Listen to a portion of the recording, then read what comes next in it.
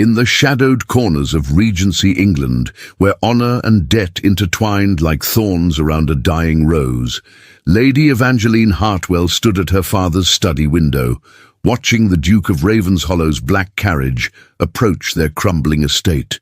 The parchment in her trembling hands bore the seal that would change everything, a contract written in desperation and signed in blood-red wax. As the wheels crunched against the gravel, she whispered a prayer to a god who seemed to have forgotten the Hartwell name. Little did she know that this moment of surrender would become the first step toward a freedom she had never dared to imagine. If you're listening to this story, don't forget to click the like button, subscribe to the channel, and tell me in the comments which part of the world you're listening from. I want to know how far this story has traveled. The morning mist clung to Hartwell Manor like a shroud, obscuring the ivy-covered walls that had once stood proud against the Yorkshire countryside. Lady Evangeline Hartwell pressed her pale fingers against the frost-kissed window pane of her father's study, watching droplets of condensation trace melancholy paths down the glass. At 19, she possessed the ethereal beauty of her late mother.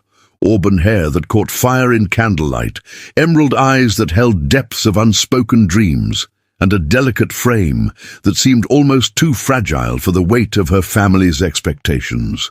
"The Duke's carriage approaches, my lady," whispered Mrs. Pemberton, the aging housekeeper whose loyalty had outlasted the family's fortune. Her weathered hands clutched a silver tea service that had somehow escaped the creditor's grasp, though its tarnished surface reflected their reduced circumstances. Evangeline's breath fogged the window as she exhaled slowly, her heart hammering against her ribs like a caged bird. For months she had known this day would come. The whispered conversations between her father and his solicitor, the sleepless nights when she heard him pacing the corridors, the gradual disappearance of family heirlooms, all had pointed toward this inevitable moment. Lord Hartwell had been a gambling man, seduced by the promise of easy wealth at London's most exclusive clubs. What had begun as gentlemen's entertainment had spiraled into an obsession that devoured their ancestral lands, their mother's jewelry, and finally, their dignity. The debts had mounted like storm clouds, dark and threatening, until even their most loyal servants began to whisper of departure. "Tell me again about the Duke," Evangeline murmured, though she dreaded the answer. She had heard fragments, rumours carried on the wind from London's drawing rooms to their isolated Yorkshire estate. Mrs. Pemberton's expression darkened. "His Grace, the Duke of Ravenshollow, is formidable, my lady. They say he built his fortune from nothing, that he owns half the shipping routes to India and the Americas. But wealth cannot purchase breeding, and there are whispers about his methods, how he acquires what he desires." The carriage wheels grew louder, accompanied by the thunder of hoofbeats that seemed to echo Evangeline's racing pulse. Through the mist, she could make out the imposing silhouette of a man seated within the ornate conveyance. Even from this distance, there was something predatory about his stillness, like a wolf surveying its territory. "He is unmarried, they say," Mrs. Pemberton continued, her voice dropping to barely above a whisper. "At 35, he has rejected every eligible lady in London. Some claim he is waiting for something specific or someone who cannot refuse him." Evangeline's stomach clenched as the implications settled over her like a heavy cloak. She was not naive. She understood the nature of the arrangement her father had negotiated. The Duke would assume their debts, save Hartwell Manor from ruin, and in exchange, she would become his property, bound to him as surely as any deed or contract. The study door creaked open, and Lord Hartwell entered, his once proud shoulders now stooped with shame. His greying hair was dishevelled, his clothes wrinkled from another sleepless night. The man who had once commanded respect in Parliament now looked like a shadow of his former self. "Evangeline, my dear," he began, his voice hoarse with emotion, "I know what I am asking of you is considerable, but you must understand we have no other choice. The Duke's offer is generous, more than generous. He will clear our debts entirely, restore the estate, and provide you with a life of luxury beyond anything we could offer." She turned from the window, studying her father's haggard face. "And what does he expect in return, Papa? What exactly have you promised him?" Lord Hartwell's eyes couldn't meet hers. "You will be his wife, of course, a duchess with all the privileges that entails. You will want for nothing, my dear, nothing at all." But Evangeline heard what he didn't say, that she would belong to a man she had never met, a man whose reputation preceded him like a dark storm. She had dreamed, as all young women did, of a love match, of finding someone who would cherish her mind as well as her beauty, who would see beyond her title to the woman beneath. The carriage had stopped now, and she could hear voices in the courtyard below, deep, commanding tones that seemed to carry easily through the morning air. Her future husband had arrived to claim his prize. "He is here," she whispered, more to herself than to her father. Lord Hartwell moved to stand beside her, his hand trembling as he placed it on her shoulder. "I am sorry, my dear, sorrier than you will ever know. But perhaps this will be the beginning of something wonderful. The Duke is powerful, influential. You will never want for anything. Except love," Evangeline thought bitterly, "except choice, except the freedom to determine her own destiny." Mrs. Pemberton appeared in the doorway, her face pale. "His Grace requests an audience, my lord. He wishes to meet Lady Evangeline immediately." The moment had arrived. Evangeline smoothed her simple morning dress, one of the few that hadn't been sold, and lifted her chin with the dignity her mother had taught her. Whatever happened next, she would face it with grace, even if her heart was breaking. As they descended the grand staircase toward the drawing room where her future awaited, Evangeline couldn't shake the feeling that she was walking toward a precipice. But what lay beyond that edge, salvation or destruction, remained terrifyingly unclear. The drawing-room doors loomed before them, and behind those doors waited the man who would determine the rest of her life. Would he be the monster she feared, or something else entirely? The drawing-room doors opened with a soft whisper, revealing a scene that would forever be etched into Evangeline's memory. Standing before the marble fireplace, his back to the entrance, was a figure that commanded attention without effort. The Duke of Ravenshollow was taller than she had imagined, his broad shoulders filling out a perfectly tailored black coat that spoke of London's finest establishments. His dark hair was swept back in the fashionable style, and when he turned to face them, Evangeline felt her breath catch in her throat. He was undeniably handsome, devastatingly so, with sharp, aristocratic features that could have been carved from marble. His eyes, a piercing steel grey, seemed to assess everything they touched with calculating precision. But there was something cold in his gaze, something that made Evangeline's skin prickle with unease. This was not the face of a man who loved. This was the face of a man who conquered. "Lord Hartwell," the Duke said, his voice smooth as silk yet carrying an undertone of absolute authority. "And this must be Lady Evangeline." He moved toward her with the fluid grace of a predator, each step measured and deliberate. When he reached her, he took her gloved hand and brought it to his lips, his eyes never leaving hers. The kiss was proper, perfectly executed, yet somehow it felt like a brand of ownership. "Your Grace," Evangeline managed, executing a flawless curtsy despite her trembling knees. "I am honored by your visit."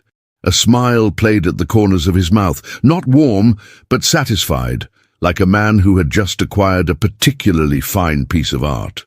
"The honor is entirely mine, Lady Evangeline, though I must say the reports of your beauty were understated."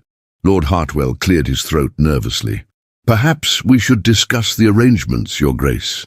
The contracts are prepared, and in due time," the Duke interrupted, his gaze still fixed on Evangeline. "First, I should like to become better acquainted with my future bride. Lady Evangeline, would you do me the honor of a walk in your gardens? I understand they were once quite renowned." It was not truly a request, and they all knew it. Evangeline nodded, allowing him to offer his arm as they stepped through the French doors onto the terrace. The morning mist had lifted, revealing the gardens in their current state of gentle decay. What had once been her mother's pride now showed signs of neglect. Overgrown hedges, weeds creeping through the gravel paths, roses that bloomed wild and untended. "Tell me, Lady Evangeline," the Duke said as they walked, his voice conversational yet somehow menacing, "what are your thoughts on our arrangement?" The directness of the question caught her off guard. She had expected polite pleasantries, perhaps some discussion of the weather or the estate's history. I understand the necessity, Your Grace. My father's situation requires sacrifice." "Sacrifice," he repeated, tasting the word. An interesting choice of words. "Do you see yourself as a lamb being led to slaughter?" Heat rose in her cheeks at his crude metaphor. "I prefer to think of it as duty, Your Grace, to my family, to our name." He stopped walking and turned to face her fully, his grey eyes studying her with an intensity that made her want to step backward. "Duty? Yes, I can see that in you. It's written in every line of your posture, every carefully modulated word. You've been raised to be the perfect lady, haven't you? Obedient, decorative, silent when required."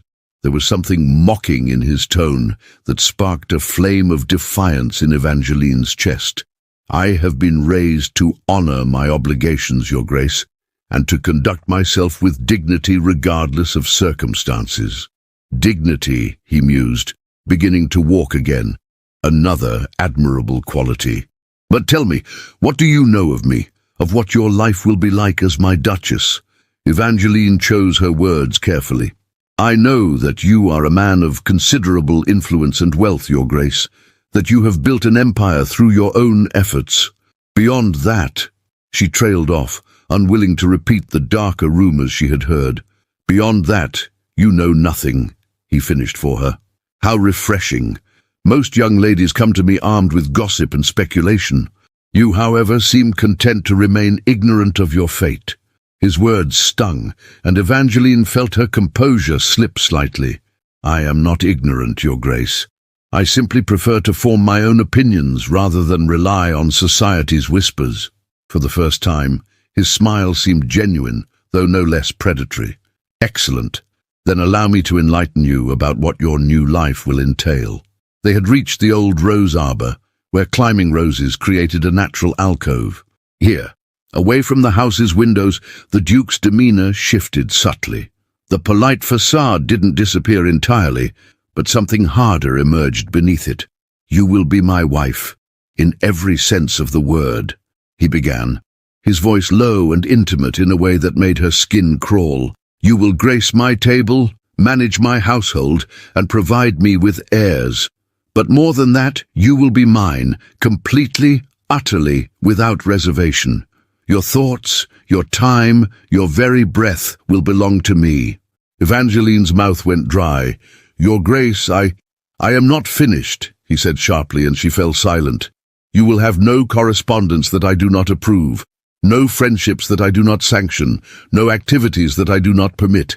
You will be the perfect Duchess, beautiful and silent, a credit to my name and nothing more." The casual cruelty in his words hit her like a physical blow. This was not marriage as she had ever imagined it. This was ownership, pure and simple. "And if I were to refuse?" she whispered, though she already knew the answer. His laugh was soft and utterly without humor. "Refuse? My dear Lady Evangeline, you forfeited the right to refuse the moment your father signed those papers. Your family's debts are considerable, ruinous, in fact. Without my intervention, you would all be in debtor's prison within the month. Your father would die there, I assure you. The conditions are unpleasant." The threat was delivered with such casual elegance that it took a moment for its full impact to register. He was not merely offering to save them, he was holding their very lives hostage. "You see," he continued, reaching out to touch a wilted rose, "I have learned that the most valuable things in life cannot be bought. They must be taken. Your beauty, your breeding, your innocence. These are prizes that no amount of gold can purchase, but desperation, Desperation opens doors that would otherwise remain forever closed. Evangeline felt tears prick at her eyes, but she refused to let them fall. She would not give him the satisfaction of seeing her break. "You speak of marriage, Your Grace, but what you describe sounds more like imprisonment." "Does it?" He seemed genuinely curious about her perspective. "I prefer to think of it as protection. You will want for nothing, Lady Evangeline.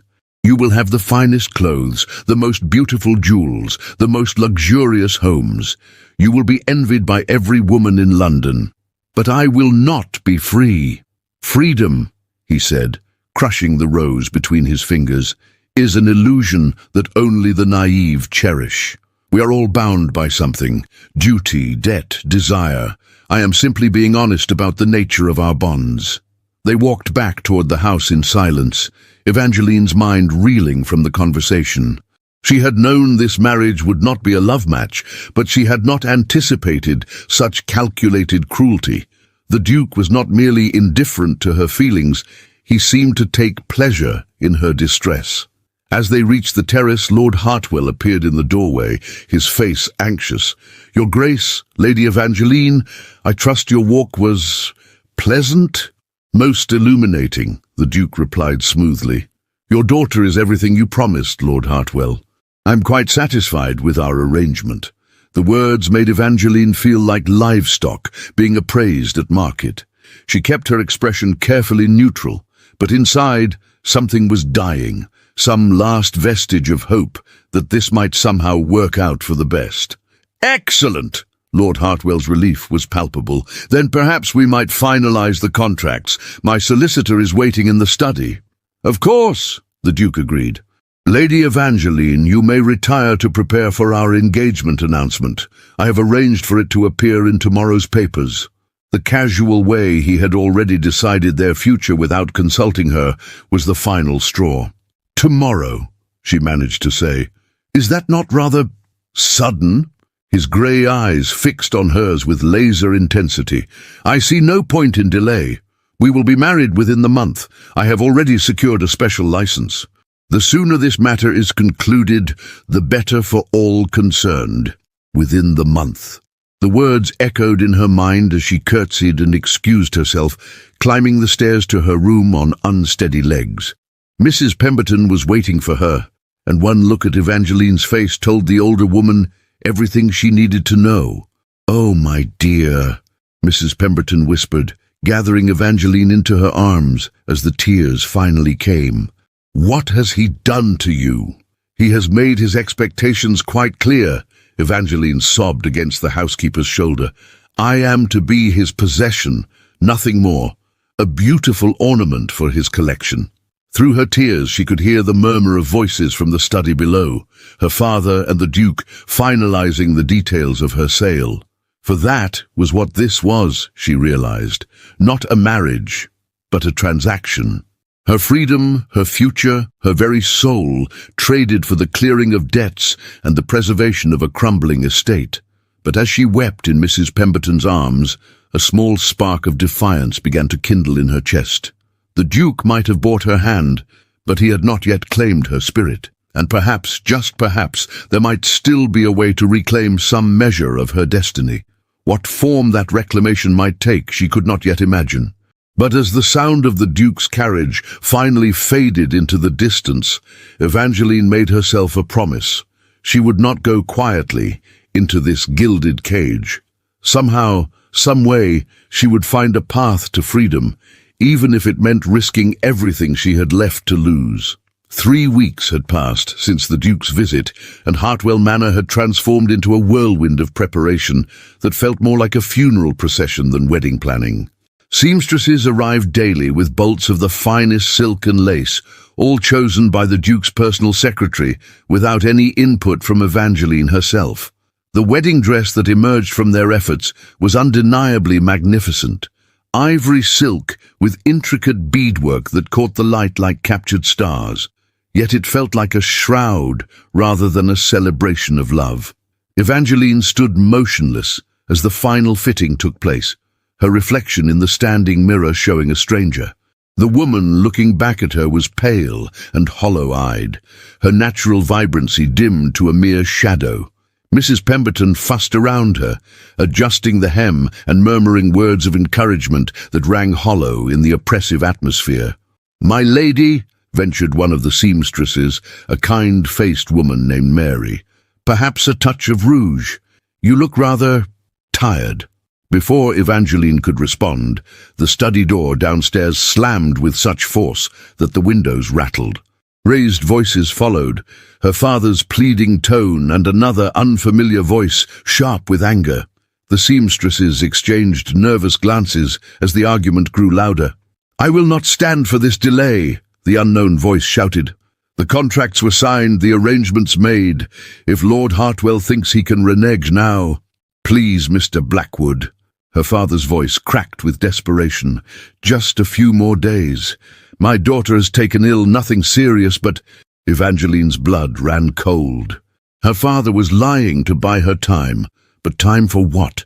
The Duke's patience was clearly wearing thin, and his representative, this Mr. Blackwood, sounded like a man accustomed to enforcing his master's will through intimidation. Mrs. Pemberton caught her eye in the mirror. "Perhaps, my lady, you might benefit from some fresh air. A ride to visit your Aunt Cordelia in Bath. The change of scenery might restore your spirits before the wedding." The suggestion was delivered with careful emphasis, and Evangeline understood immediately. Aunt Cordelia, her mother's sister, had always been the family rebel. Unmarried by choice, she had scandalized society by pursuing her passion for literature and maintaining a salon where artists, writers, and freethinkers gathered. She had written to Evangeline several times since news of the engagement broke, her letters carefully worded but clearly expressing concern. "Yes," Evangeline said quietly, her voice gaining strength. "Yes, I think that would be beneficial." The argument downstairs had ceased, replaced by the ominous sound of Mr. Blackwood's departure. Heavy footsteps on gravel suggested he was not pleased with whatever assurances her father had managed to provide. That evening, as the household settled into uneasy quiet, Evangeline sat at her writing desk, composing a letter to her aunt. The words came slowly at first, then in a rush as she poured out her fears and desperation onto the page. She sealed it with trembling hands and gave it to Mrs. Pemberton, who promised to see it dispatched immediately. The reply came with startling swiftness. Aunt Cordelia's familiar, bold handwriting, covering 2 pages with warmth and determination. "Come at once," she wrote. "No questions asked, no explanations required. Your room is ready, and Bath's waters have been known to cure more than just physical ailments. Sometimes a change of perspective is all one needs to see new possibilities." 2 days later, under the pretense of seeking treatment for her delicate constitution, Evangeline found herself in a carriage, bound for Bath.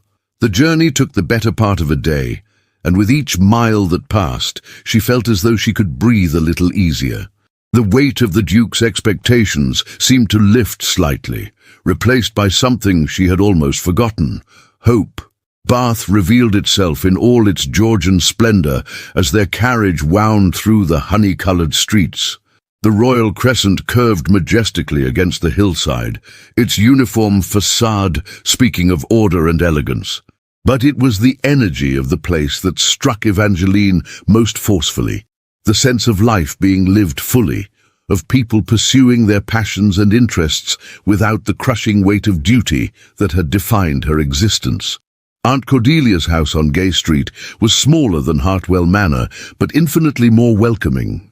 Books lined every available surface, paintings by unknown artists adorned the walls, and the scent of jasmine tea and fresh flowers filled the air.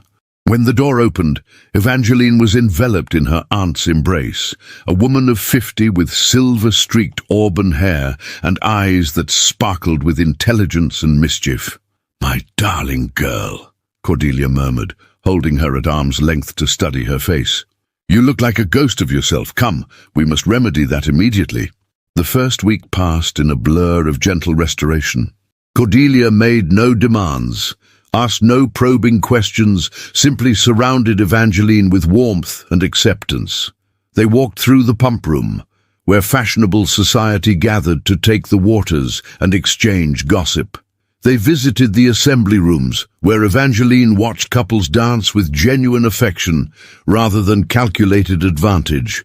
Most importantly, they spent long evenings in Cordelia's drawing room, where a rotating cast of fascinating individuals gathered to discuss literature, philosophy, and the changing world around them. It was during one such evening that Evangeline first encountered Dr. Elias Reed.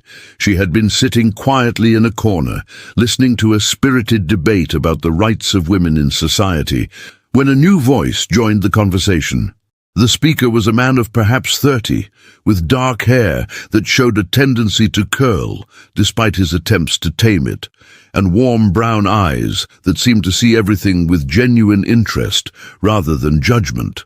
"I would argue," he was saying in response to a particularly pompous gentleman's assertion that women were too delicate for serious intellectual pursuits, "that my experience as a physician has shown me quite the opposite. The women I treat often display remarkable strength and resilience, not just physically but mentally. They manage households, raise children, and often serve as the emotional foundation for entire families. To suggest they lack the capacity for serious thought seems not only incorrect, but willfully blind." The pompous gentleman, a local magistrate named Sir Reginald Worthington, puffed up indignantly. "Dr.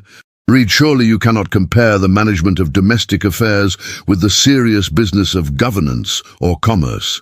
"Can I not?" Dr. Reed's smile was gentle, but his words carried steel. "I have seen women make life and death decisions with clarity and courage that would humble many men.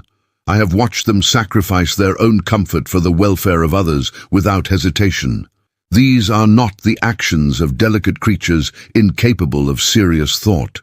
Evangeline found herself leaning forward, captivated by this unexpected champion.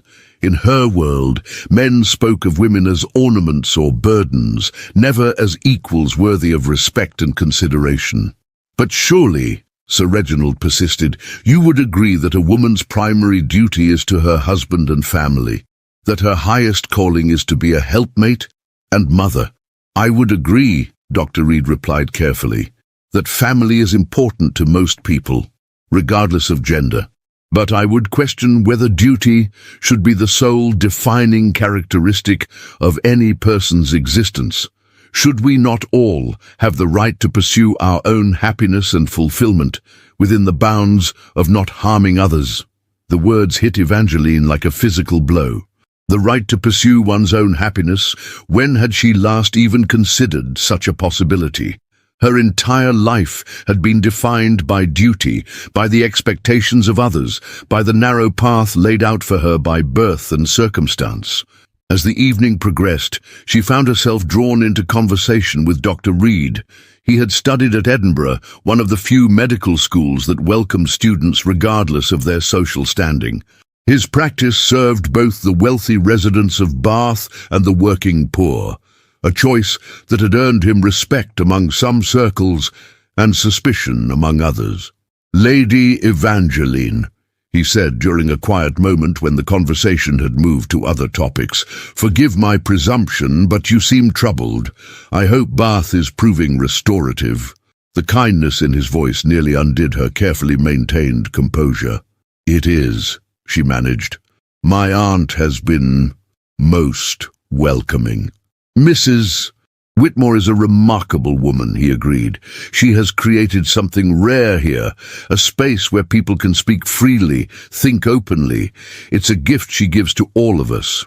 "And you, Dr. Reed, what brings you to these gatherings? Surely your medical practice keeps you quite busy."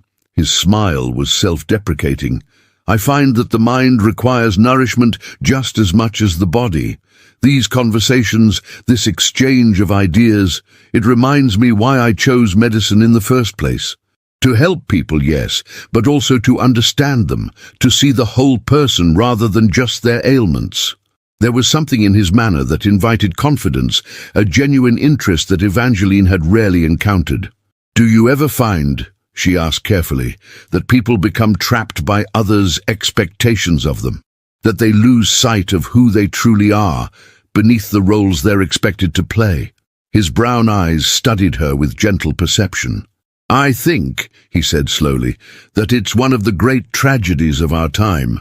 We assign people roles based on their birth, their gender, their circumstances, and then wonder why they seem diminished. But I also believe that it's never too late to reclaim oneself, to choose a different path, even when the consequences of such choices might be severe. Especially then, he said firmly. A life lived in fear of consequences is not truly a life at all, is it? It's merely existence.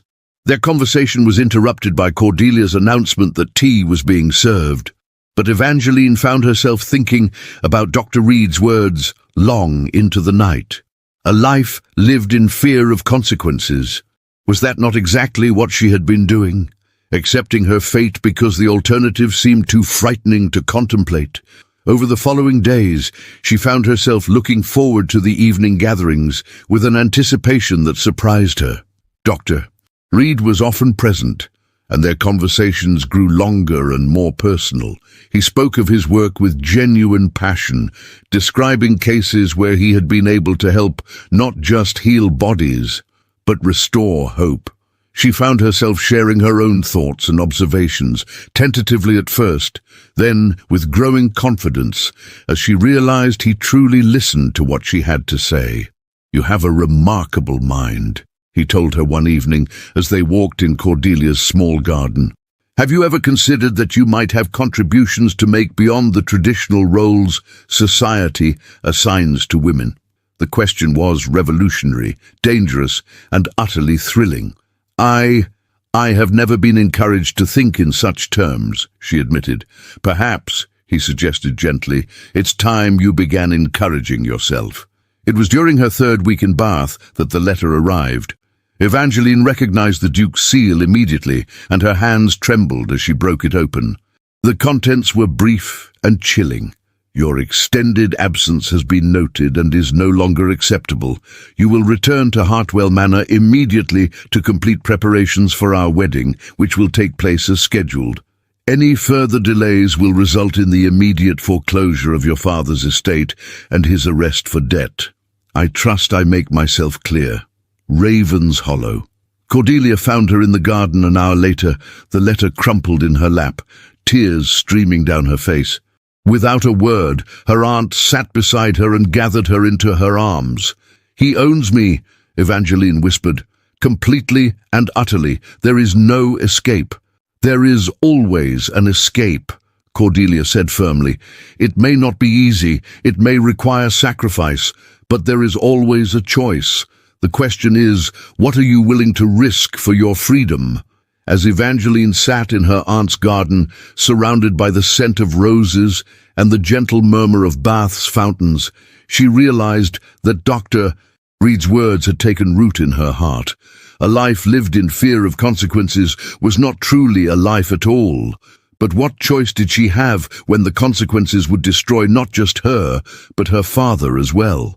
The answer, she was beginning to understand, lay not in the choice itself, but in how she chose to face whatever came next. And perhaps, just perhaps, she was not as powerless as she had believed. The return journey to Hartwell Manor felt like a descent into purgatory. With each mile that passed, Evangeline felt the walls of her prison closing in once more. The 3 weeks in Bath had awakened something within her, a sense of her own worth, her own possibilities, that made the prospect of her impending marriage even more unbearable. Yet she had no choice but to return. The Duke's threat had been crystal clear, and she would not see her father destroyed for her moment of rebellion. Mrs. Pemberton met her at the door, relief evident in her weathered features.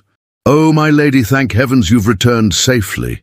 Your father has been beside himself with worry, and the Duke, well, he has not been pleased."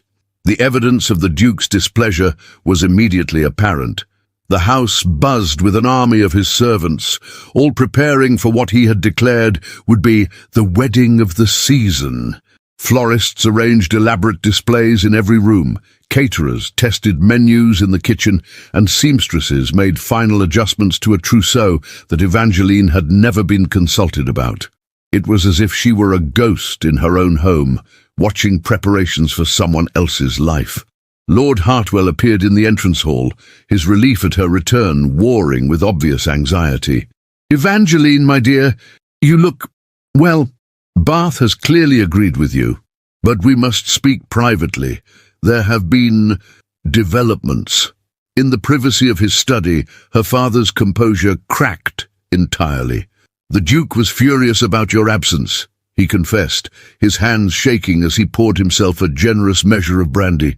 "He threatened to call off the entire arrangement, to demand immediate payment of all debts.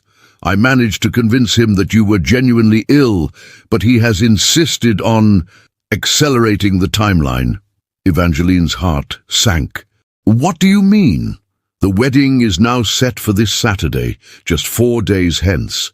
He says he will brook no further delays, no more feminine vapours, as he so charmingly put it.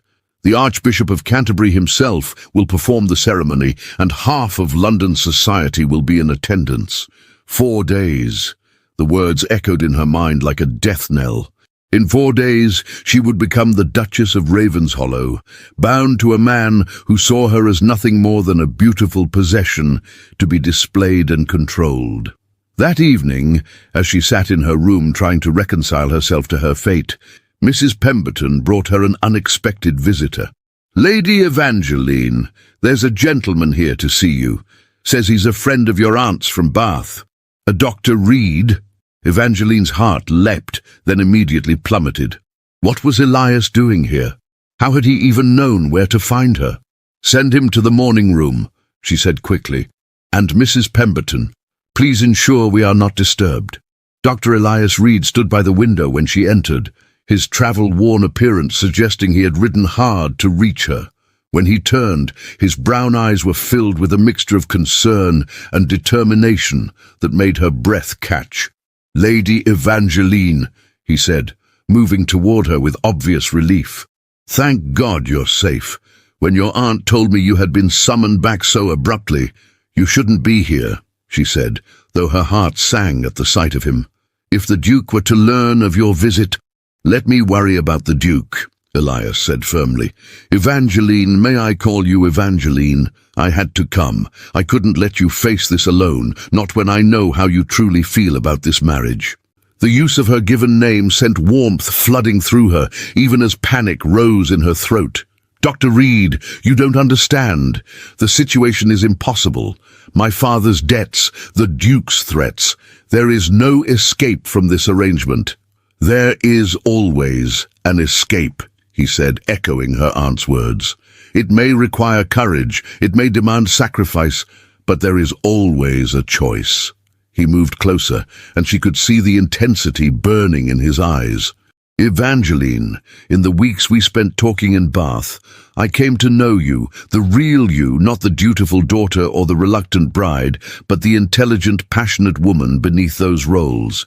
You have so much to offer the world, so much potential, that will be crushed if you go through with this marriage." "And what would you have me do?" she asked, her voice breaking. "Run away? Abandon my father to ruin? Condemn him to debtor's prison or worse?" "Come with me," he said simply, and the words hung in the air between them like a bridge across an impossible chasm. "I have a practice in Edinburgh, a modest income but enough to live comfortably. We could marry, start a new life together. Your father's debts are not your responsibility. They are his to bear." The proposal was everything she had dreamed of, and everything she could never accept. "Elias," she whispered, using his name for the first time, "you don't know what you're asking. The Duke is not a man who accepts defeat gracefully. He would pursue us, destroy us both. And my father, he would not survive the scandal, let alone the financial ruin." "Then we make it impossible for him to pursue us," Elias said with growing urgency.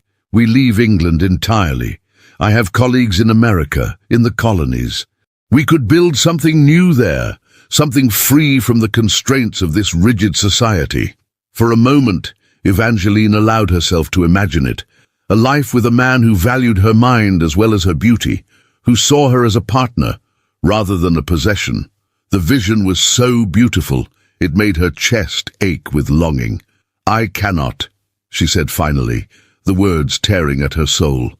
"I will not destroy my father for my own happiness. He may have made terrible choices, but he is still my father, and I will not abandon him." Elias studied her face for a long moment, then nodded slowly. "I understand," he said quietly. "Your loyalty does you credit, even if I wish, but I understand." He moved toward the door, then paused. "Evangeline, if you ever change your mind, if you ever find yourself in need of help, you have only to send word. I will come for you, no matter where you are or how much time has passed." After he left, Evangeline sank into a chair and wept, for the life she could never have, for the love she was forced to abandon, for the woman she might have been in different circumstances. But beneath the grief, something else stirred, a quiet determination that surprised her with its strength. The next 3 days passed in a blur of final preparations. The Duke arrived on Friday evening, bringing with him an entourage that included his personal secretary, Mr. Blackwood, and a woman introduced as his cousin, Lady Charlotte Ashford. Charlotte was everything Evangeline was not: bold, sophisticated, with platinum blonde hair and calculating blue eyes that seemed to assess everything in terms of its value to her. "So, you're the little country mouse who has captured our dear Sebastian's attention," Charlotte said during dinner, her smile sharp as a blade. "How quaint." The Duke, Sebastian, Evangeline learned, watched this exchange with amusement, as if he were observing an entertaining performance. "Charlotte has been most helpful in planning our wedding," he said smoothly. "She has such exquisite taste in these matters." "Indeed," Charlotte agreed, her gaze fixed on Evangeline with predatory interest. "I do hope you appreciate what a fortunate woman you are, Lady Evangeline. Sebastian could have had any woman in London, titled ladies, heiresses, even foreign princesses, yet he chose you." The implication was clear. Evangeline was beneath him, a charity case elevated far above her station. The insult stung, but she kept her expression serene. "I am quite aware of His Grace's generosity," she replied carefully. "Generosity," Charlotte laughed, the sound like breaking glass. "What a delightful way to put it. Though I suppose from your perspective it must seem like a fairy tale. The impoverished country girl rescued by the wealthy Duke." "Charlotte," Sebastian said mildly, though there was warning in his tone, "perhaps we might discuss more pleasant topics." But Charlotte was not finished. "Oh, but I find this fascinating. Tell me, Lady Evangeline, what do you imagine your life will be like as a duchess? Do you picture yourself hosting grand soirees, influencing politics, being a power in society?" Evangeline met her gaze steadily. "I imagine my life will be whatever His Grace requires it to be." "How perfectly submissive," Charlotte purred. "Sebastian does so appreciate obedience in his possessions." The word possessions hung in the air like a slap, and Evangeline felt heat rise in her cheeks. But before she could respond, Sebastian intervened. "I think that's quite enough, Charlotte. Lady Evangeline, perhaps you would care to take some air. The evening is quite pleasant." As they walked on the terrace, Sebastian's demeanor shifted subtly. Gone was the cold calculation she had seen before, replaced by something that might almost have been charm. "You must forgive Charlotte," he said smoothly. "She can be protective of my interests. She fears that marriage will change our friendship." "And will it?"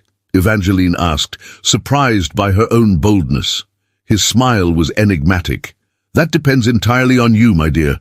Charlotte has been a valued companion for many years. I would hate to lose her counsel simply because I have acquired a wife." The casual way he spoke of acquiring a wife, as if she were a piece of property, reminded Evangeline exactly what this marriage truly was. But something in his tone, some subtle emphasis on Charlotte's role as companion, suggested layers of meaning she was only beginning to understand. "I see," she said carefully. "And what role do you envision for me in this arrangement?" "You will be my Duchess," he said, stopping to face her. "Beautiful, accomplished, the perfect ornament for my arm at social functions. You will manage my households, bear my children, and represent my interests in society. In return, you will have wealth, position, and security beyond most women's dreams." "And love?" The question slipped out before she could stop it. His laugh was soft and utterly without warmth. "Love is a luxury I cannot afford, my dear. I have built my empire through calculation and control, not sentiment. You would do well to remember that." As they returned to the house, Evangeline caught sight of Charlotte watching them from the drawing-room window, her expression unreadable. Whatever relationship existed between her and Sebastian, it was clearly more complex than mere friendship. And Evangeline was beginning to understand that she was not just marrying a man, she was entering a web of relationships and obligations that she barely comprehended. That night, as she lay in her bed for the last time as Lady Evangeline Hartwell, she thought of Elias's words about choice and courage. Tomorrow she would become the Duchess of Ravenshollow, bound to a man who saw her as a beautiful object to be displayed and controlled. But perhaps, she thought with growing determination, there were ways to be more than what others expected of her. The Duke might have bought her hand, but he had not yet claimed her spirit. And if she was to survive this marriage with any part of herself intact, she would need to find ways to nurture that spirit in secret, to remain true to the woman she had discovered herself to be during those precious weeks in Bath. As dawn broke over Hartwell Manor on her wedding day, Evangeline rose with a strange sense of calm. She could not escape her fate, but she could choose how to face it. And perhaps, in time, she might find ways to carve out spaces of freedom within the golden cage that awaited her. The question that remained was whether she would have the strength to seize those opportunities when they came, or whether the Duke's control would prove as absolute as he believed it to be. The morning of her wedding dawned grey and drizzling, as if the very heavens wept for what was about to transpire. Evangeline stood at her bedroom window, watching carriages arrive in a steady stream, disgorging London's most illustrious families onto the gravel drive of Hartwell Manor. The Duke had spared no expense in making this a spectacle worthy of his reputation, a public declaration of his power and wealth that would be talked about in drawing rooms for months to come. Mrs. Pemberton bustled about the room, directing a small army of maids who were preparing the bridal toilette. The wedding dress hung like a spectre in the corner, ivory silk that seemed to glow with its own light, adorned with pearls and intricate lacework that had taken dozens of seamstresses weeks to complete. It was undeniably beautiful, yet to Evangeline it felt like a shroud. "My lady," Mrs. Pemberton said gently, approaching with a small velvet box. "His Grace sent this for you to wear today." Inside lay a necklace that took Evangeline's breath away, diamonds and sapphires arranged in an intricate pattern that caught the weak morning light and threw it back in brilliant flashes. It was magnificent, priceless, and utterly cold. Like everything else the Duke had given her, it was beautiful and imprisoning in equal measure. "The Ravenshollow sapphires," whispered one of the maids in awe. "They say they've been in his family for generations, worn only by duchesses." But Evangeline knew better. The Duke had built his fortune from nothing. These jewels were acquisitions, like everything else in his life. Like her. As the maids began the elaborate process of dressing her, Evangeline's mind wandered to the letter she had received the night before. It had been delivered by a young boy who disappeared into the darkness before anyone could question him, and bore no signature, only a few lines in a familiar hand. "Remember that courage is not the absence of fear, but action in spite of it. You are stronger than you know. A friend, Elias." Even now, on the morning of her wedding to another man, he was thinking of her, offering what comfort he could. The knowledge both warmed and tormented her. "You look like a princess from a fairy tale," breathed young Mary, the seamstress who had worked on the dress. "His Grace is the luckiest man in England." If only she knew, Evangeline thought bitterly, but she managed a smile for the girl's sake. "Thank you, Mary. Your work is exquisite." A commotion in the courtyard drew her attention back to the window. The Duke's carriage had arrived, a magnificent black conveyance drawn by 4 matched horses, with the Ravenshollow coat of arms emblazoned on the doors. Sebastian emerged, resplendent in formal morning dress, his dark hair gleaming in the pale sunlight. Even from this distance, she could see the satisfaction in his bearing, the look of a man who was about to claim his prize. Behind him came Charlotte, stunning in deep blue silk that complemented her platinum hair. She moved with the confidence of a woman who belonged in this world of wealth and power, her every gesture calculated for maximum effect. As Evangeline watched, Charlotte placed a possessive hand on Sebastian's arm, leaning close to whisper something that made him smile. The sight sent an unexpected stab of something through Evangeline's chest. Not jealousy exactly, but a sharp awareness of the complex dynamics she was about to enter. Whatever relationship existed between Sebastian and Charlotte, it would not end with his marriage. Evangeline would be the Duchess in name, but Charlotte would remain his true confidant, his partner in the games of power and influence that defined his world. "My lady," Mrs. Pemberton said softly, "it's time." The transformation was complete. The woman in the mirror bore little resemblance to the frightened girl who had stood at this same window 3 weeks ago. The wedding dress molded to her figure like liquid silk. The Ravenshollow sapphires blazed at her throat, and her auburn hair had been arranged in an elaborate style that emphasized the classical lines of her face. She looked every inch a duchess, beautiful, composed, untouchable. But beneath the finery, her heart hammered against her ribs like a caged bird.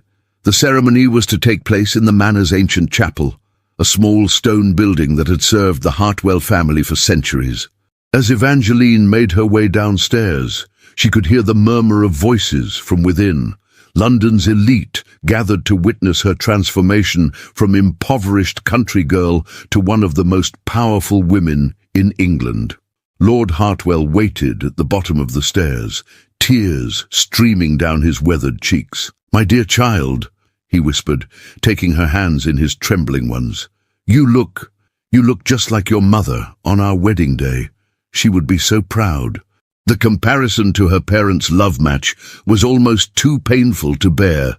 "Papa," she said quietly, "I want you to know that I forgive you for all of it. You did what you thought was best." His composure cracked entirely.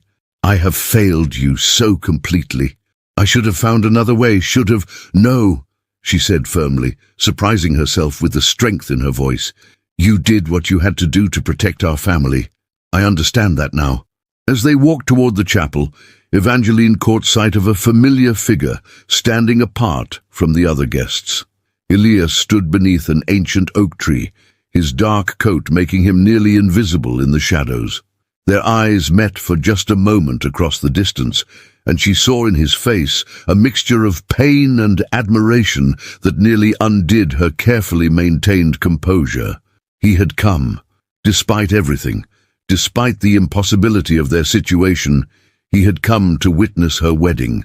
The knowledge that he was there, that someone in this crowd of strangers truly cared for her well-being, gave her strength she hadn't known she possessed.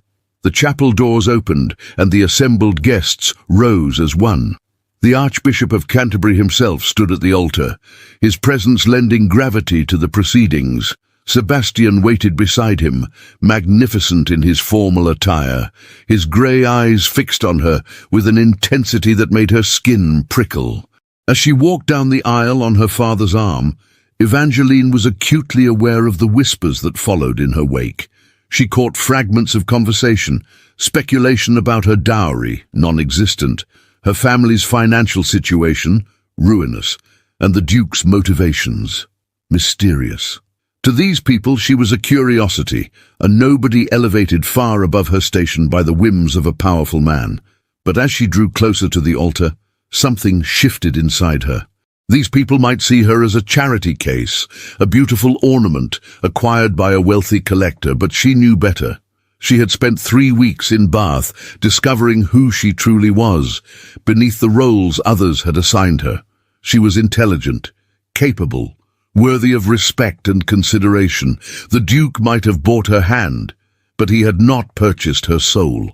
The ceremony itself passed in a blur of ancient words and solemn vows. When Sebastian took her hand to place the ring on her finger, his touch was warm but impersonal, the touch of a man claiming property rather than pledging love. The ring itself was magnificent, a sapphire surrounded by diamonds that caught the light from the chapel's stained glass windows. "With this ring, I thee wed," Sebastian said, his voice carrying clearly through the small space. "With my body, I thee worship. With all my worldly goods, I thee endow." The words were traditional, but coming from his lips, they sounded more like a business contract than a sacred vow. When it came time for her to speak, Evangeline's voice was steady and clear, though inside she felt as if she were signing her own death warrant. "I, Evangeline, take thee, Sebastian, to be my wedded husband, to have and to hold from this day forward, for better, for worse, for richer, for poorer, in sickness and in health, to love, cherish and obey, till death us do part." The word obey stuck in her throat, but she forced it out. It was, after all, what was expected of her. When the Archbishop pronounced them man and wife, Sebastian's kiss was brief and perfunctory, a public seal on their private contract. As they turned to face the assembled guests, now husband and wife, Evangeline caught sight of Charlotte in the front pew.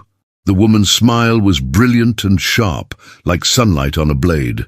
The wedding breakfast that followed was a lavish affair, with tables groaning under the weight of delicacies imported from London's finest establishments.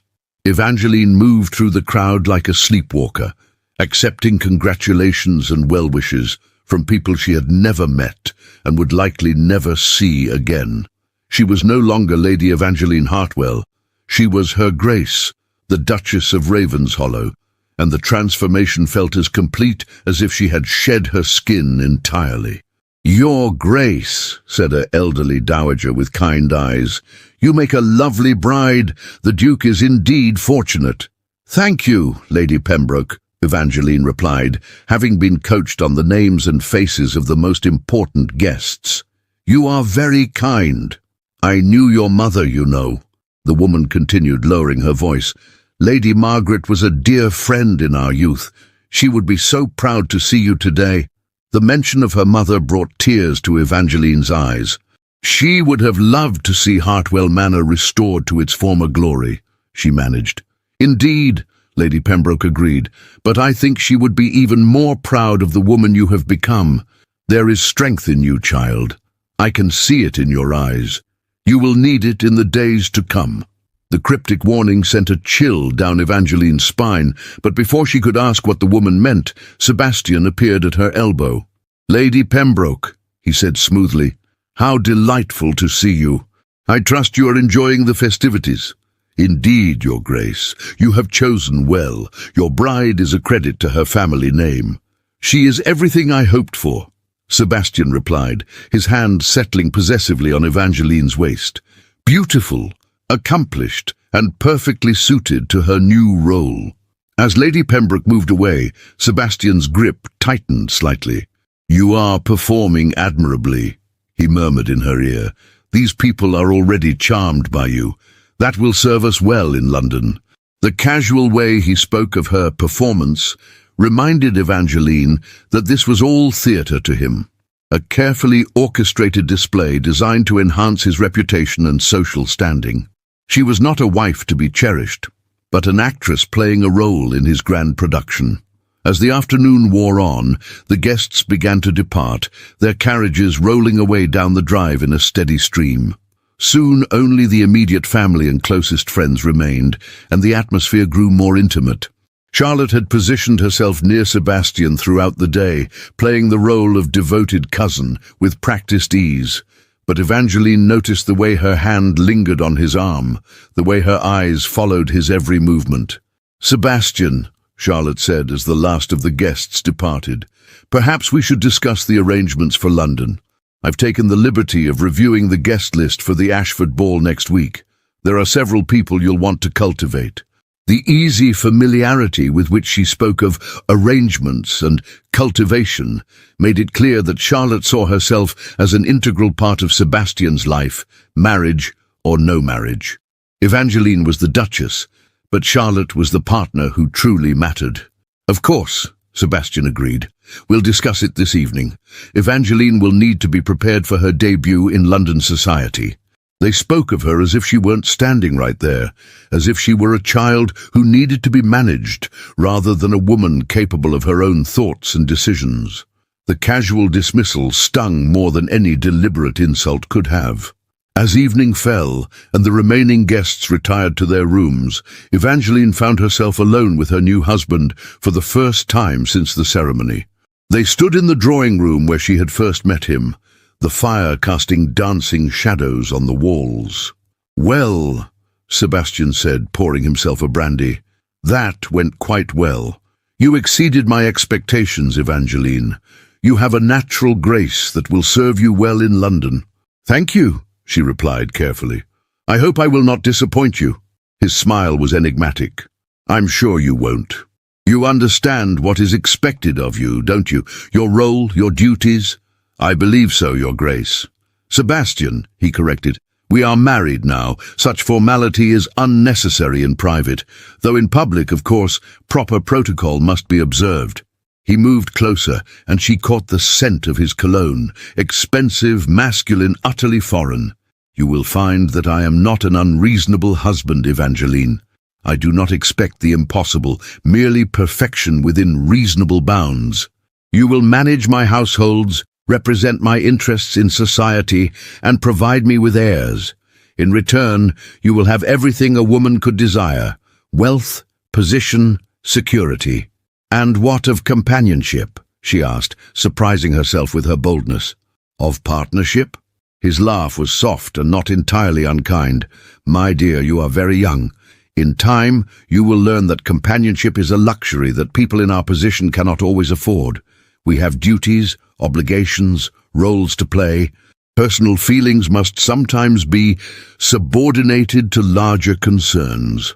The message was clear. She should not expect love or even genuine affection from this marriage. She was a duchess now, with all the privileges and restrictions that entailed, but she would always be alone in the ways that mattered most. As Sebastian escorted her to the door of what was now her private suite, separate from his own, she noted, he paused. "Tomorrow we leave for London. You will find it quite different from Yorkshire, I'm sure. More sophisticated, more demanding, but I have every confidence that you will adapt admirably."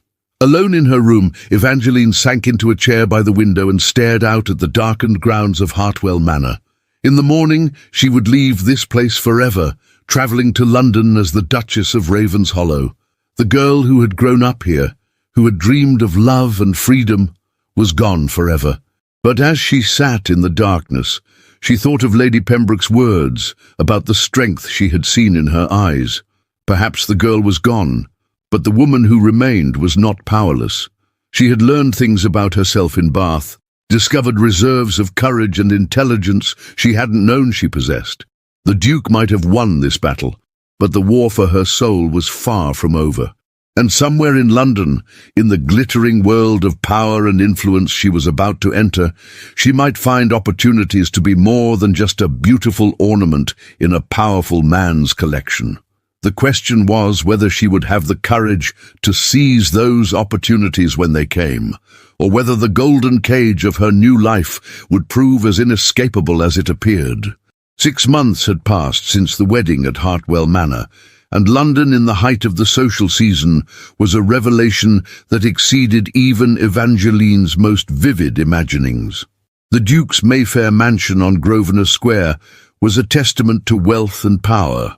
4 stories of gleaming white stone, with windows that caught the morning light like jewels, and gardens that rivaled those of the finest estates. Yet for all its grandeur, it had never felt like home. Evangeline stood in her private sitting room, reviewing correspondence that had arrived with the morning post. As the Duchess of Ravenshollow, she received dozens of invitations daily to soirees, charity events, literary salons, and political gatherings. London society had embraced her with surprising warmth, perhaps charmed by her genuine interest in others and her refreshing lack of pretension. She had become, much to Sebastian's satisfaction, exactly the asset he had hoped for. "Your Grace," announced her lady's maid Sarah, a sharp-eyed young woman who had proven invaluable in navigating the complexities of London society. "Lady Pembroke has arrived for your appointment." Lady Pembroke entered with the energy of a woman half her age, her silver hair perfectly coiffed and her eyes bright with purpose.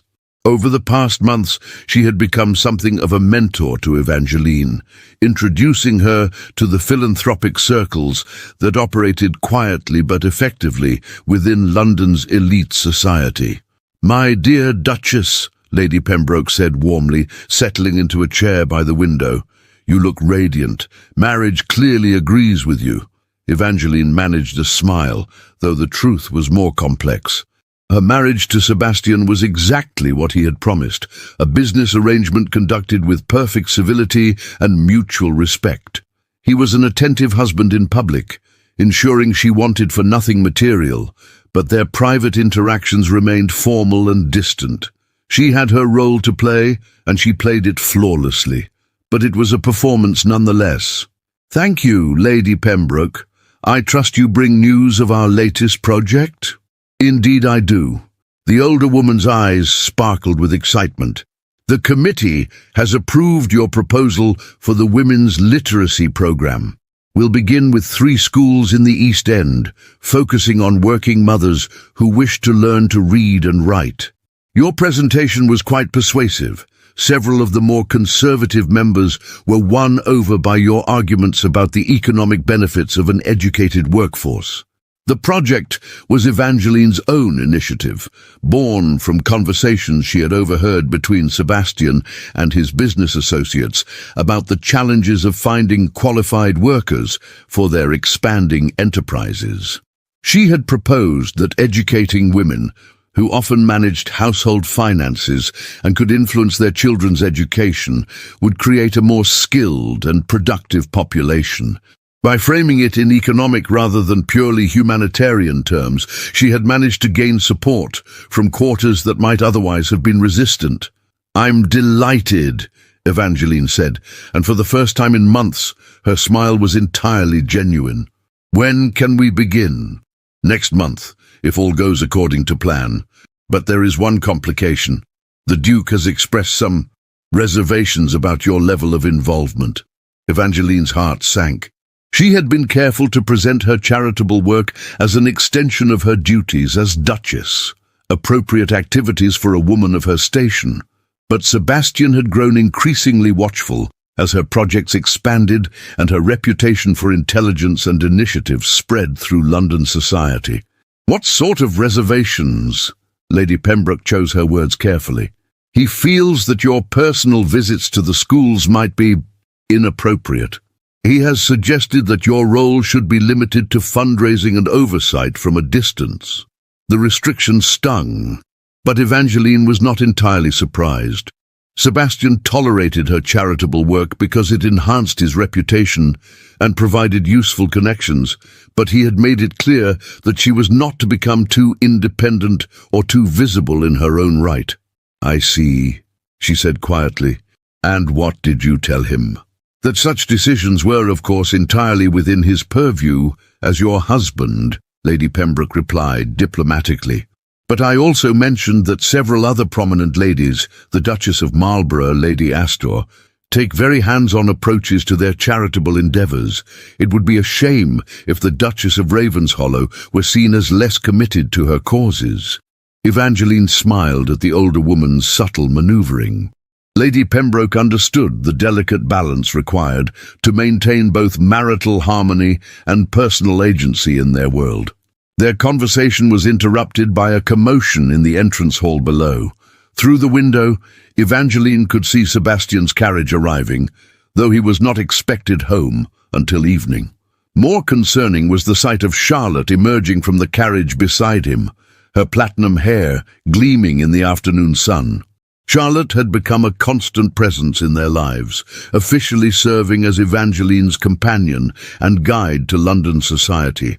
In practice, she functioned more as Sebastian's partner in all but name, advising him on social and political matters while maintaining the fiction that she was merely helping his inexperienced wife navigate her new role. "Perhaps I should take my leave," Lady Pembroke said tactfully, having observed the arrival as well. "We can discuss the details of the literacy program later." After Lady Pembroke departed, Evangeline remained in her sitting room, listening to the voices below. Sebastian and Charlotte were in his study, their conversation too muted to make out individual words, but animated enough to suggest important business. It had become a familiar pattern.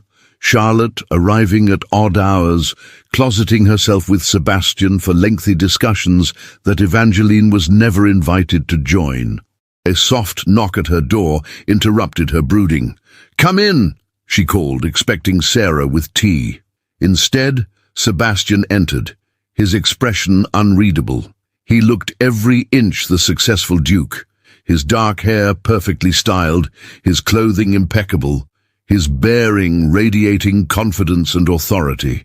Yet there was something in his grey eyes that suggested tension beneath the polished surface.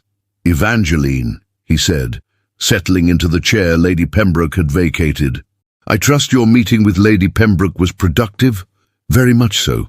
The literacy program has been approved, and we hope to begin implementation next month." "Yes, so I heard." His tone was neutral, but she detected a note of warning.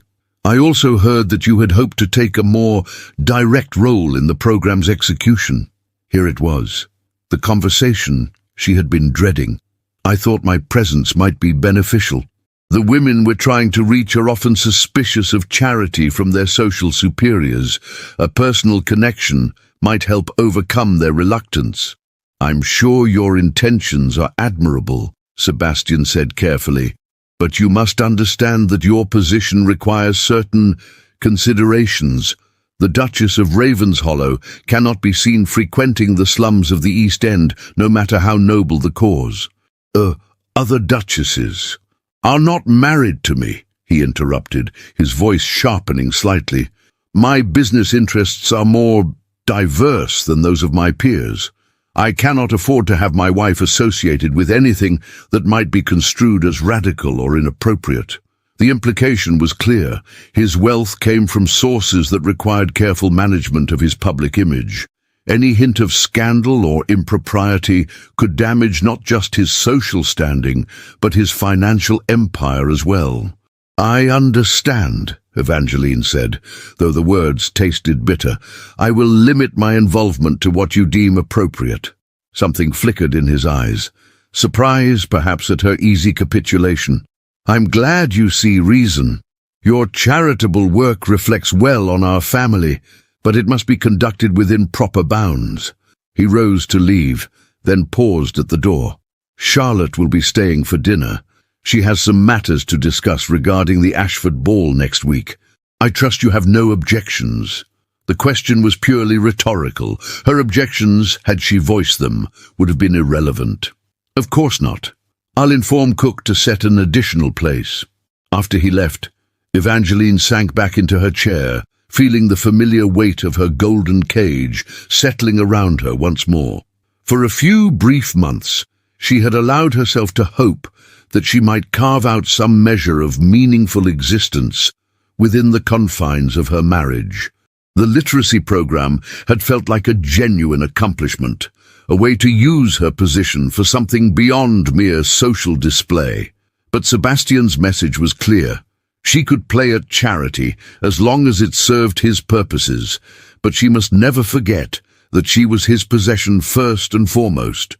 Her reputation, her activities, even her charitable impulses were all subject to his approval and control. That evening at dinner, Charlotte dominated the conversation with her usual blend of wit and calculation.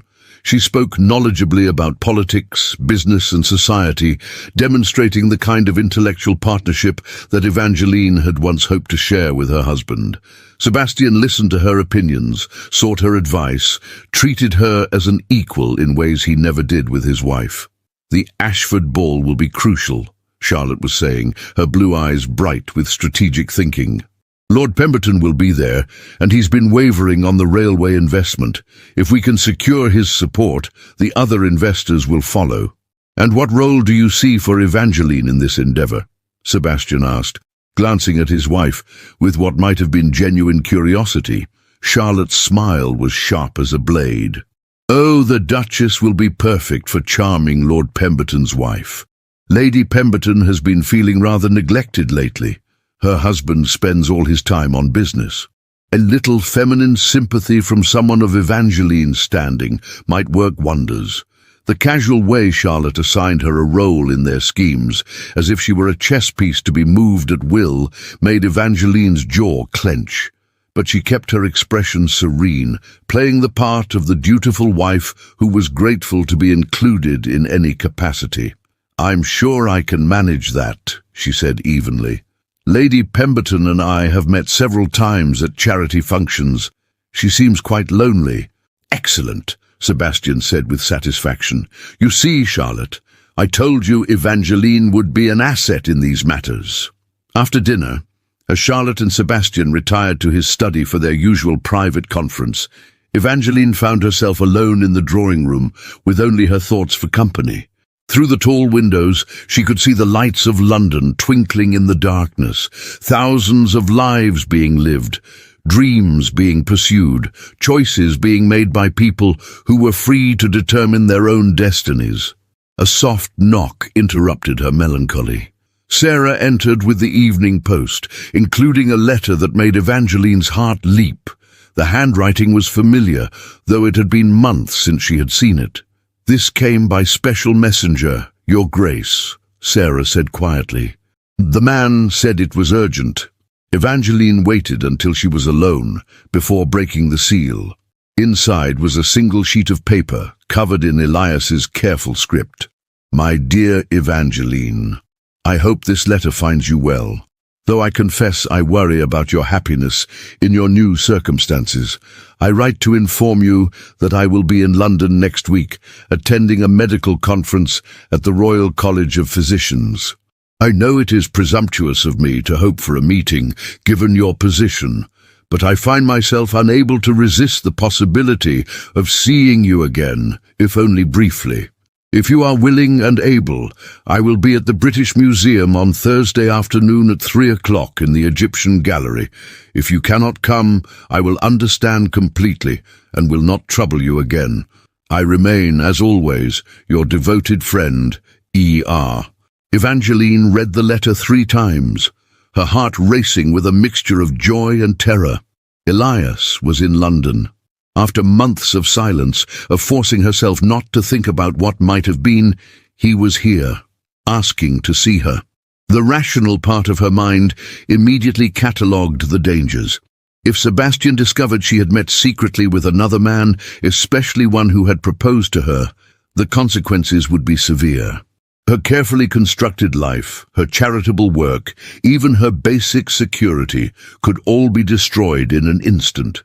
But as she sat in the elegant drawing room of her gilded prison, surrounded by luxury that felt increasingly hollow, she found herself thinking of Lady Pembroke's words about the strength she had seen in her eyes. For months, she had been the perfect Duchess, playing her role flawlessly while her true self withered in the shadows. Thursday was 3 days away. 3 days to decide whether she had the courage to risk everything for one afternoon of genuine human connection, or whether she would continue to be the beautiful, obedient ornament Sebastian had purchased with his wealth and power. Outside, London glittered with possibility and danger in equal measure. And somewhere in that vast city, a man who had once offered her freedom was waiting to see if any trace of the woman he had known still existed beneath the Duchess's perfect facade. The choice, for perhaps the first time since her wedding day, was entirely her own. The question was whether she would have the courage to make it. As Evangeline sat in the lamplight of her opulent drawing room, Elias's letter trembling in her hands, she realized that this moment would define not just her immediate future, but the very essence of who she would become. The woman who had discovered her own strength in Bath, who had found her voice in London's charitable circles, who had learned to navigate the treacherous waters of high society while maintaining her integrity, that woman still existed beneath the Duchess's perfect veneer. Thursday arrived with unseasonable warmth, as if London itself was conspiring to make her decision easier. Evangeline had spent the intervening days in careful preparation, crafting a plausible excuse for an afternoon excursion. She would visit the British Museum, she told Sebastian, to research Egyptian artifacts for a charity auction Lady Pembroke was organizing. It was exactly the sort of worthy, educational activity expected of a duchess, and Sebastian had approved without question. At precisely 3 o'clock, she stood before the towering statues and ancient sarcophagi of the Egyptian gallery, her heart hammering against her ribs.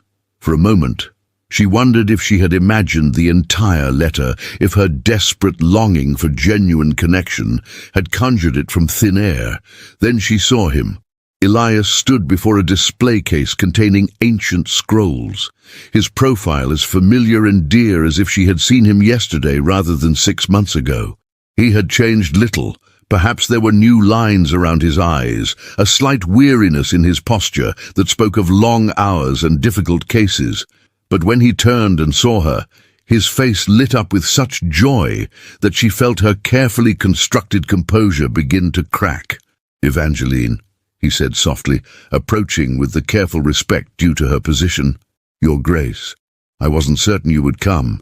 "Neither was I," she admitted, surprised by her own honesty. "But I find that I am less predictable than I once believed myself to be."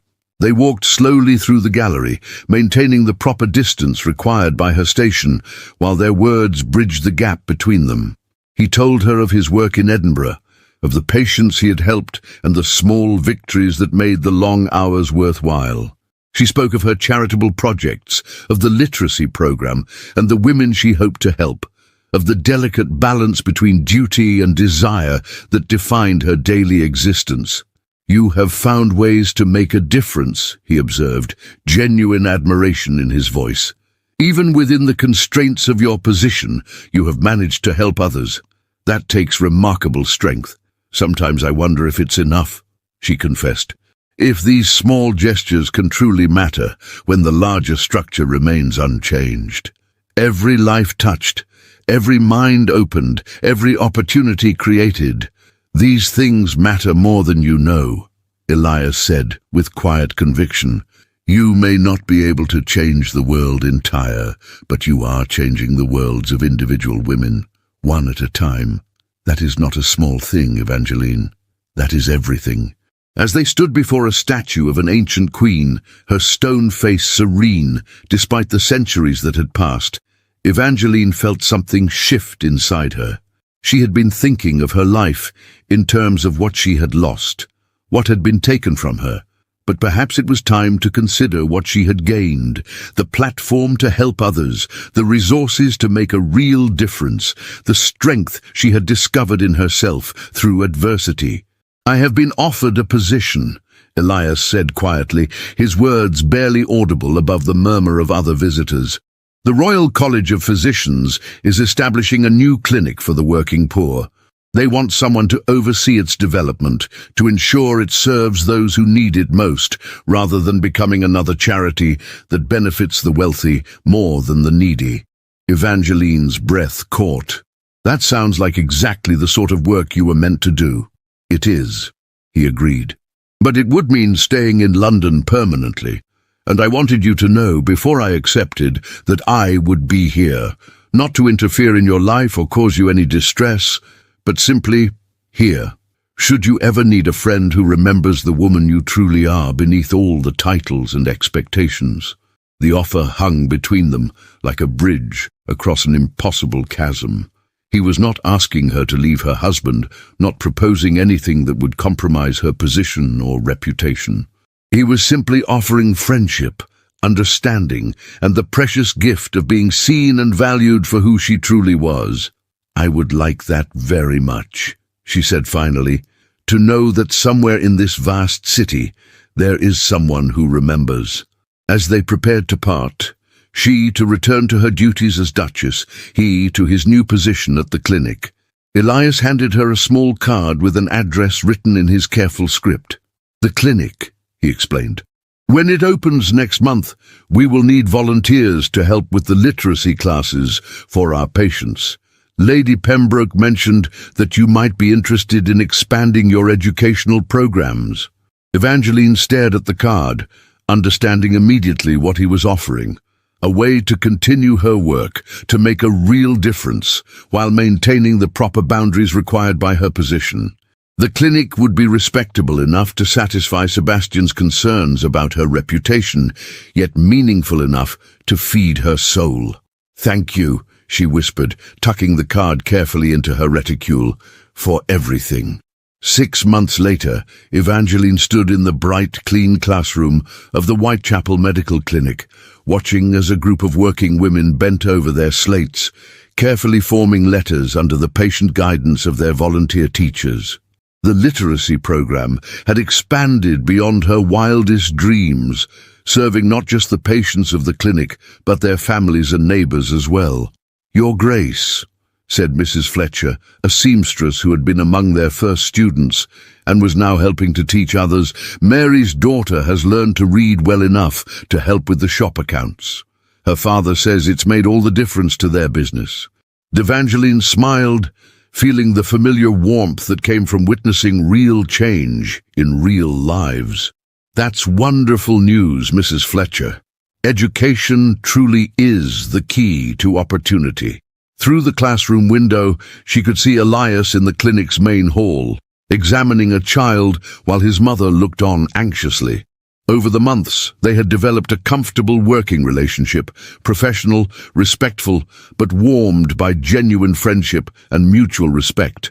He had never overstepped the boundaries of propriety, never given Sebastian cause for concern, yet his presence in her life had made all the difference. "Duchess!" called another voice, and Evangeline turned to see Lady Pembroke entering the classroom with her usual energy. "I have the most wonderful news. The Queen herself has expressed interest in our program. She wishes to visit next month to see the work we're doing." The announcement sent a thrill of excitement through the room. Royal recognition would not only validate their efforts, but ensure continued support and expansion of the program.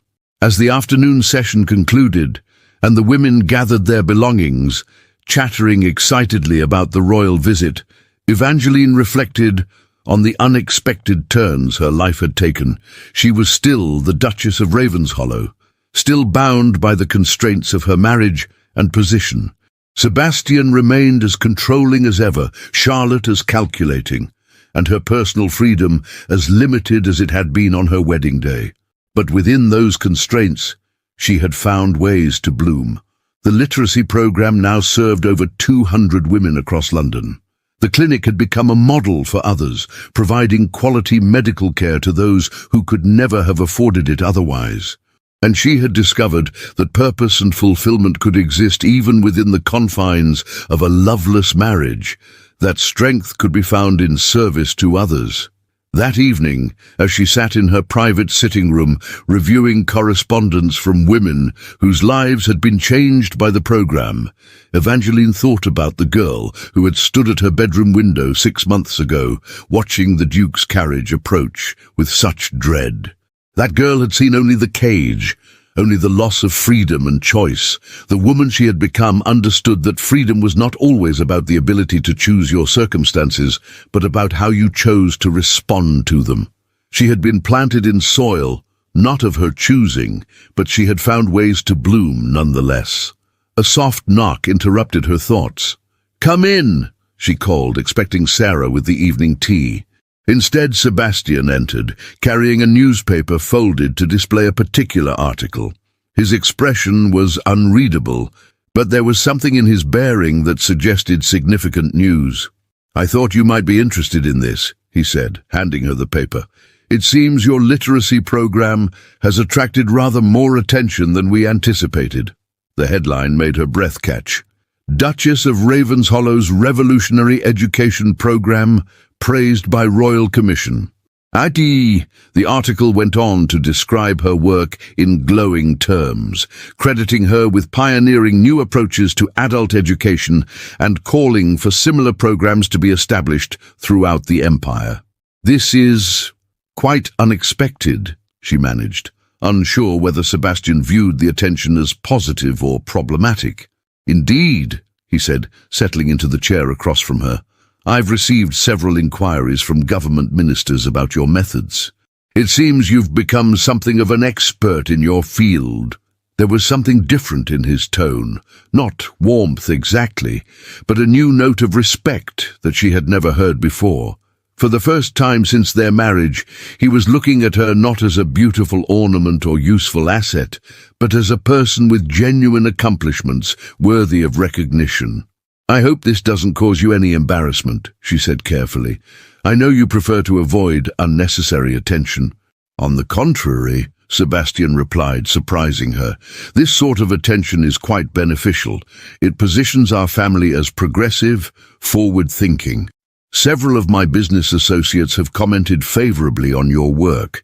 It seems that having an accomplished wife is becoming rather fashionable among men of influence."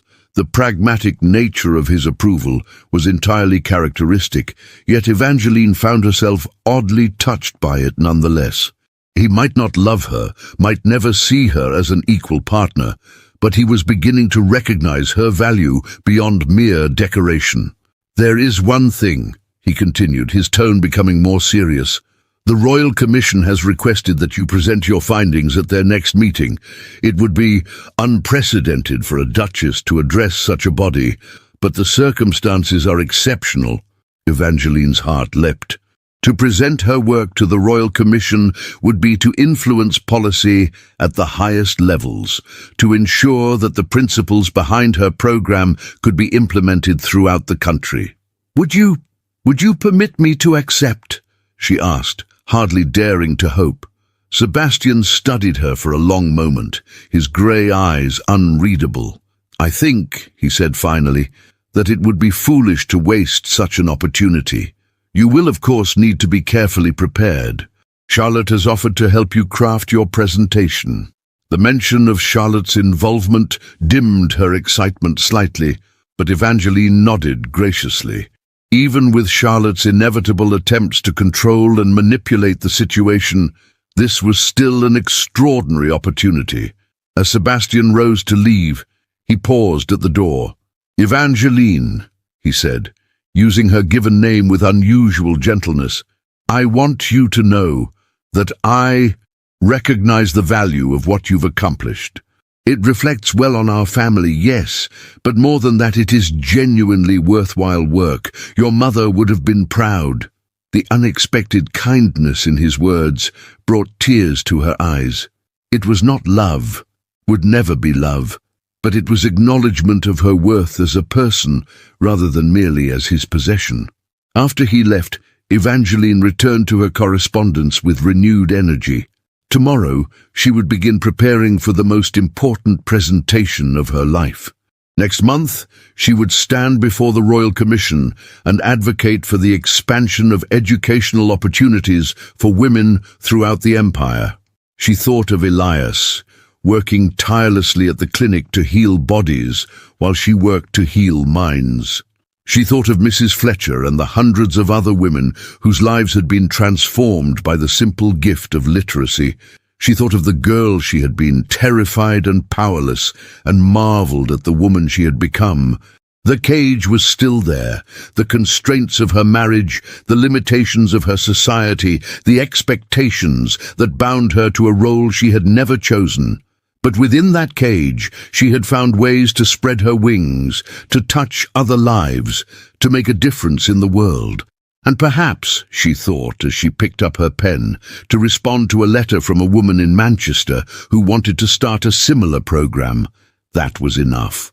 Perhaps the measure of a life was not in the freedom to choose your circumstances, but in the courage to make the most of whatever circumstances you found yourself in. The Duchess of Ravenshollow had learned to bloom where she was planted, and in doing so, she had discovered that even the most carefully tended garden could produce flowers wild and beautiful enough to change the world. Thank you for joining me on this journey through Evangeline's transformation from a frightened young woman into a duchess who found her own path to purpose and fulfillment. If you enjoyed this story, please don't forget to like this video, subscribe to the channel for more historical tales of courage and resilience, and let me know in the comments what part of the world you're listening from. I love hearing how far these stories travel and which characters resonate most with you. Until next time, remember that sometimes the greatest victories come not from changing our circumstances, but from changing how we respond to them.